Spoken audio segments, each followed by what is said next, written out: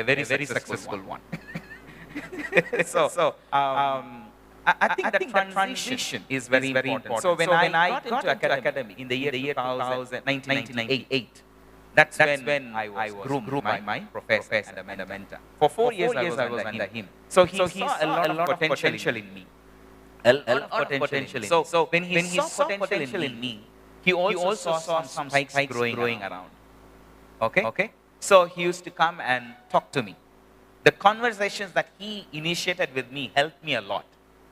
So it made me a sane person, because I would have become a disaster if I had not had a mentor to groom me and inform me that I'm growing what spikes on myself. So then later, as I told you, I had a shift in my career. And by the grace of God, from academic for 4 years, I was a lecturer. Then I got into a kind of a public service. I was picked by one of the governors of the province, and I became the youngest executive director. From then on, my life changed completely. Completely. I would say he is a non-Adventist, he's not a believer, he's not a Christian. He's Dr. C.N. Maheshwaran. And he groomed me. Because the position he gave me, because I was the ED of a parastatal, taking care of the rural development of around 38 districts. And at that age itself, I was in charge of a budget of close to $40 million, both from within the central government funding and also the World Bank funding. So when I was in charge, I didn't even know how to count money, to be honest with you. From academic, you are now getting into a parastatal as the executive director, youngest fellow. But people who were there inside, they were so old. In fact, people my second line managers were even 50 years old at that time. 55, 40, 45. But when I was the ED, I was just 26 years old. What I'm seeing here, is that a good leader identifies potential in somebody. He recognizes that he's finite, so he has to develop a team that is going to take over after he has done what? After he has moved away. So now, we have these people that tend to, what is your advice to people that tend to feel that when there is this responsibility, it's only them that can be able to do it? What kind of a person is that one? Can that one be a leader whereby, yes, you want everything perfect, so you do it yourself? Okay. Now, I'll give you two scenarios there.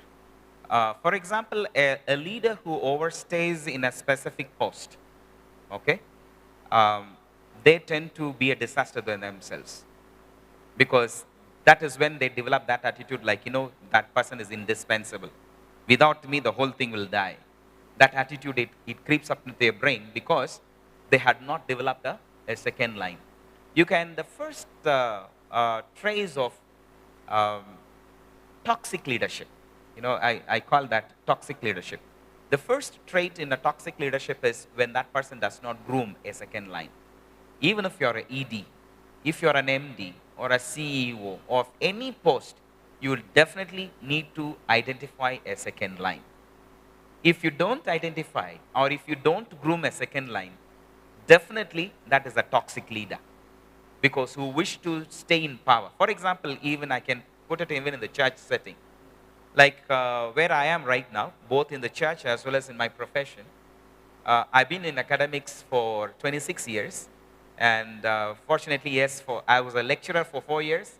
Thereafter, I got into an NGO, that is the parastatal. Then I shifted again to academic. And when I got into academic again, that is what brought me to Uganda in 2005-06. So when I came here, I was still a principal of Manipal University. Again, a top position, who was in charge of the P&L of East Africa operations. So now when you look at all these things, if I had not groomed a second line, I would have been a disaster. So I will see that intentionally, that I always groom what? A second line. Even at Musda, we groom leaders. We always take a back stage. We always take a back seat. We only give them directions, take a back seat. Allow them to do that, implement. So at the end of the day, they also become leaders. And I'm sure most of the people who come out of Musda, they are very powerful leaders, either in their profession or even in the church. It's because of the training that we give them at Musda. So leadership is not only developing their own leadership traits, but also to identify someone whom they can see as a leader and groom them and develop their leadership skills. So I think that is very, very critical and important. Yes, like somebody said that when you're to develop leaders, you should share. I want you to say something about it. When you are to develop leaders, you are to share with them principles, not practices. What is your take on that? Sometimes it goes together depending on the settings. I'll give you one example. Wherever I was a leader, and even now, what I do is, the first thing that I always, personally, what I would do is to have a control first. Meaning, when I say control, it is not on the negative side. Influence, circle of influence. It's not control, because control and authority is no more in existence in modern management. It was there before, okay, in the 1960s, 70s, and during. So when we look into those 3 C's, what we need to do is to check if your team can be influenced by your idea.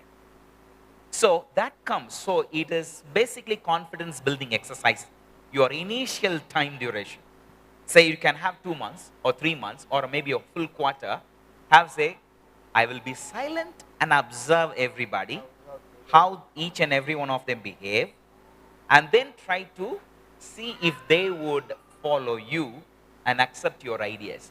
That is possible in my leadership experience. Solutions. It is not authoritative, giving them commands or orders. No.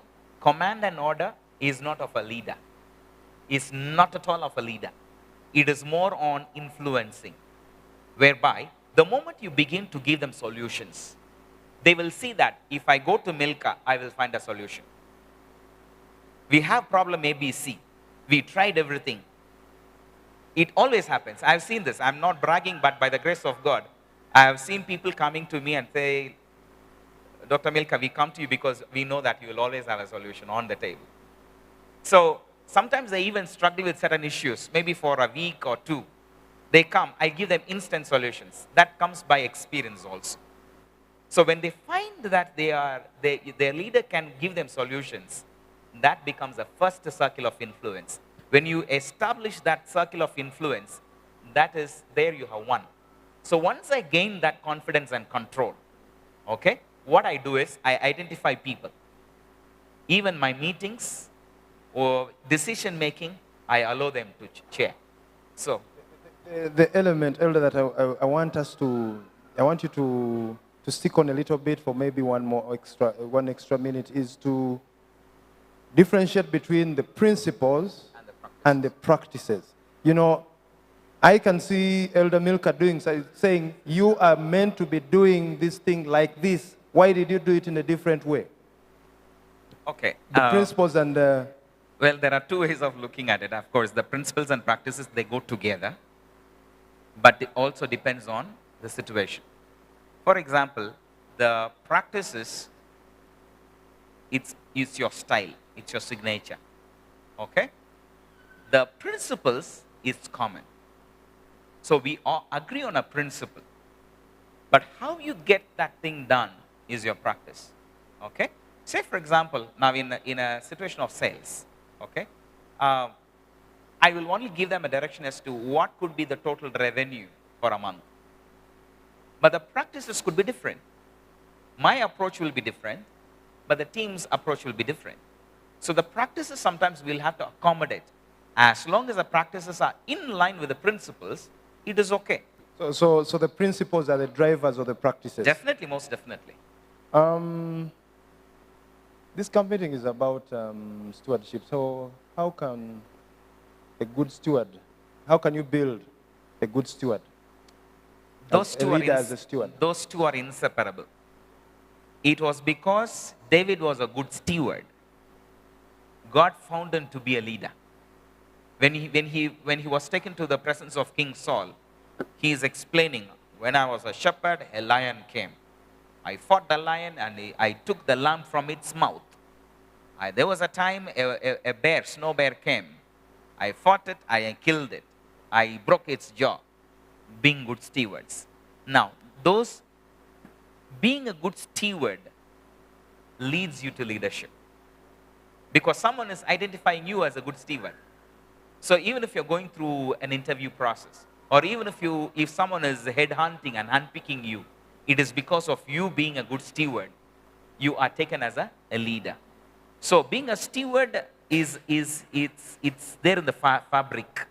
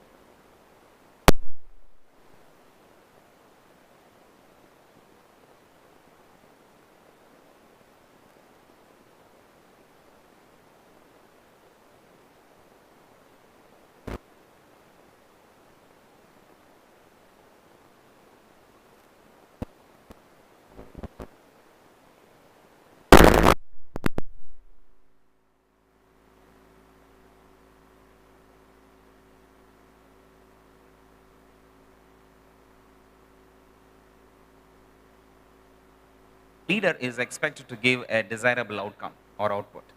So to identify someone, you need to find out who performs, but not at the expense of someone's, thriving. So output is the key. Anyone who delivers, for example, even in church, every department may not perform, but there are key departments, or maybe one or two departments that really thrive. It's because of the leader, because that leader is he will deliver the output. So my take on that as a person, for me to identify someone to be groomed as a leader, number one is output. If I'm able to see traces of someone's potential to give the desired output, even in small things, take that person and groom that person. Thank you very much. As you're about to share with us the landing of this discussion this morning, I will allow maybe one or two questions from the congregation about the subject that we have been handling this morning. Anybody desires to ask a question about leadership before Elder gives this discussion a landing? Yes, there is Mrs. Mukokoma there.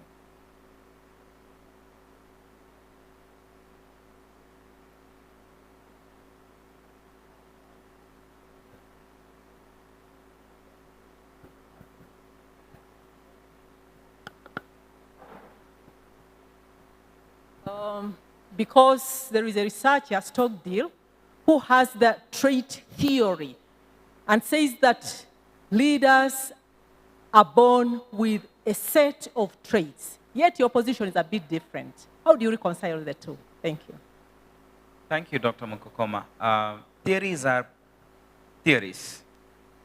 Theories may not be a law. And theories are there in existence to be defied. Because environment is dynamic, people are dynamic. That's why I made it very clear. Leaders can never be born, because I'll give you an example of Dr. Nelson Mandela. Was he a born leader? Or when did he become a leader? Mahatma Gandhi, was he a born leader? Where was he when he was born? The current Prime Minister, who is now of India probably, or maybe, let's say, Biden, was he a born leader? Barack Obama, what was he? Was he a born leader? I think his leadership traits, when you look at his history, I'm sure his earlier days never had any trace of leadership.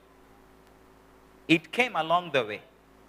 Now, if you bring out examples like successors of kingdoms, successors of businesses, that's totally different. That's why I said, if there is something called born leaders, or someone is born as a leader, it's because of their affiliation, it's because of their affinity, or it's because of the lineage, or it's because they were born in that family. But just because someone was born in that family doesn't make them a leader also. Because we also have classic examples of how people have messed up, though they were born in such an opportune settings and environment. So leaders along the way. Because now, for example, I'll give you another example. Rishi Sunak, what was he? Was he a born leader who became the Prime Minister of UK for that many number of months? He was not. So when you talk about Elon Musk, where was he? When we talk about Mark Zuckerberg, where was he? Was he a leader? No. He was a timid guy. When you look at the first interview that he ever gave, he was a timid boy. You wouldn't have seen any trace. So along the way, we developed. So that is the reason why. I'll give you another example. I'm sure most of us, we know an airline called Virgin Atlantic. Okay? The founder of this airline, he says, I became a leader because I read books. Warren Buffett, he says, I read at least 25 books every quarter. Bill Gates says, I read at least 60 books a year. Leadership is emulation. It's not born, it's not a part of your genes. I will politely and humbly disagree to that. Because I'm yet to see an example, because I'm almost half a century old. I'm yet to see someone who is a born leader and became a leader. No. If there was somebody in that lineage, they were groomed to be a leader. Yes. Thank you, Dr. Mkokoma and Elder Milka. Just one more question. There is a gentleman at the extreme, towards the other entrance.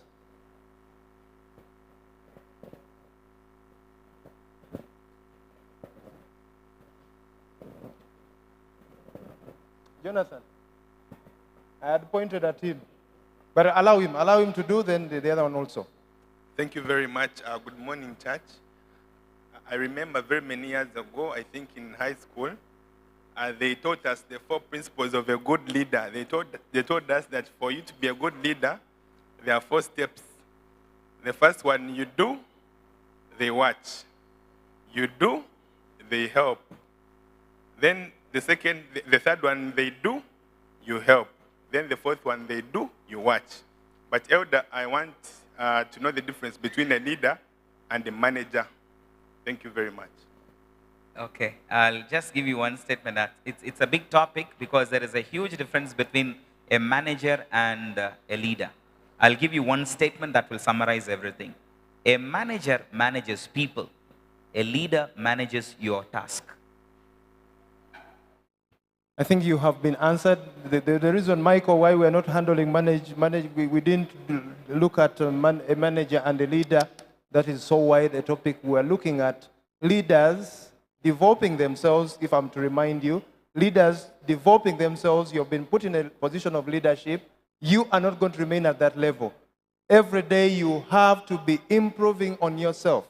That is how you come as a mere clerk in an office. You end up becoming a CEO because you have chosen to develop on yourself. So, my brother. Thank you so much for a good lesson. I have something to contribute here. There are some theories, like 3 theories, which are applied. There is somebody who came with a theory of growing. He said that somebody is born to be the leader. You know, the reason comes here that you can see even the children example. There is the child who will come to lead the others. It doesn't mean that he has learned how to lead those people there, all those children. I know. But you will have that behavior. That's why now, again, somebody came with a theory of trait theory, that one is working also. All in all, we don't accept that you are having that trait or that you are born with the leadership that is enough. You must be trained also. And there is a theory also that the leader is chosen by God. All of those theories are working. But as you have said there, the facilitator, we accept that, not that you are to be given a power that you are born with leadership. Not enough. That power is something different. But all in all, there can be the leader who is not in the power but is leading people. Now, that comes that we do agree with all these theories that are working. Are we together? Thank you very much. Thank you so much. Thank you, my brother. We are coming back this side, Jonah. What we have been looking at this morning is to do with leadership development and developing leaders. The first part of the leadership development is to do with yourself. With yourself. But again, when you're a leader, you have to develop the second line. That is what we are talking about, the second line of leadership, a team. And so you give them the ideas, you give them opportunities to shine. As the other examples he was giving, Michael was giving, when they are learning by seeing you, they should not take on your practices. You allow them to use their own way of seeing the principle that you're putting across. Elder, can you give this discussion a landing so that we Thank you so much. We are leaders in every category. All of us, we are leaders everywhere. For example, if you are a mother, you are a leader of your children. If you are a father, you are a leader in your home. If you're maybe in your workplace, each of you, you have a leadership position. Sometimes you may not supervise anyone, but you're supervising yourself. Because that itself is leadership. Because if you can't lead yourself, if you can't manage yourself, you can never lead someone, you can never manage somebody. Because many people, they say, I don't have time, I don't have time, I don't have procrastination, which means you're not able to manage yourself. You can't manage time because time is not yours. Time is uncountable. I mean, time is infinite. Time has been in existence even before you were born, and it will be even after you die. So you cannot manage time, but you can manage yourself, your activities, your daily activities, and whatever you're planned for. So managing self itself is the first point of leadership. Because if you can't manage yourself, you can never be a leader. If you can't manage your own, characters and your behavior, you cannot manage someone's behavior. Because a dad or a father cannot be a drunkard and ask the children not to drink. If you fail to manage yourself, you will definitely fail to manage your children. A mother, if you can't manage yourself as a mother, you will definitely fail to manage your children. If you can't manage your own time, the time God has blessed you with, you will never be successful at work. If you can't manage your tasks and see it to completion, because that is also something that I've seen in the younger generation. Before I leave, I think I'll make that statement. The Gen Zs are the most dangerous generation now. Leave alone Generation Alpha. I don't know what they have in store for us. But the Gen Z, I'm telling you, it is very rare for this generation of children or the Gen Zs to see any task to completion. They want to munch everything. Have you seen a goat? A goat will never finish a whole shrub. It just eats up the Gen Zs like that. And I'm facing this problem every day. They will never complete any task, but they'll be into so many tasks. 10 different tasks they will be into, but none of them will be seen to completion. If we continue, we are not going to stop, because when you go into the Gen Z business, where I was about to add on a statement, but I'm not allowed, the time does not permit that. Shall we raise for the closing prayer? And I'm going to request my brother, Elder John Bazara, to give us the closing prayer.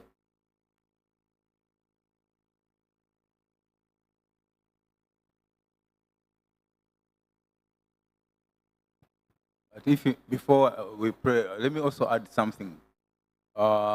Leadership, I found out that some of mentioned something. Sometimes it is a natural thing, because even if you go to school and study all those things, the theories, but it says some naturalness. That's what I found out in my experience. Yes. So can we please pray? Heavenly Father, I want to thank you for giving us this time to listen to the discussion about leadership. And we know that, Lord, you've given us talents in this life. And we pray that those whom you have given the positions, leadership positions, to help them, Father, improve in their work, especially when it comes to the church work. Father, be with each and every one of us. Give us the ears, listening ears, so that we'll be able to listen before we act. Be with each and every one of us as we continue. In Jesus' name we pray.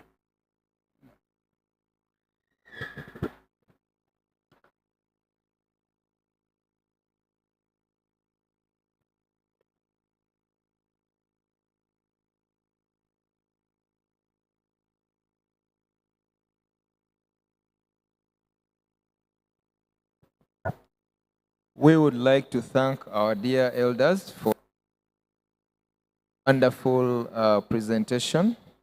And I'd like to thank you for being a good audience. The time now is for our divine service. And we are going to have a session of song service.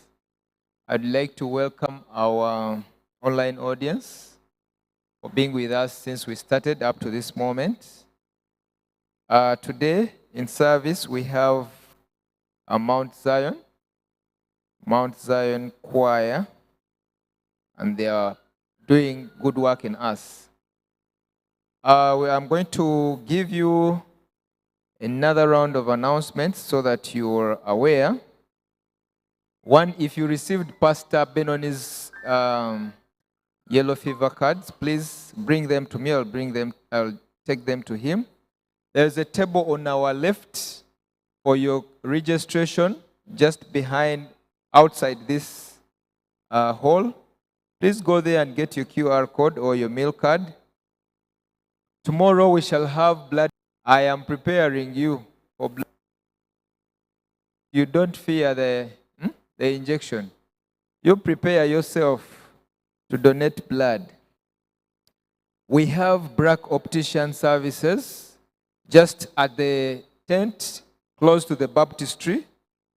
Go there for free eye checkups, free eye consultations, and you can get yourself reading glasses at a subsidized cost. Also, we have Medical Missionaries Ministry, that is Healing Fortress, at the pool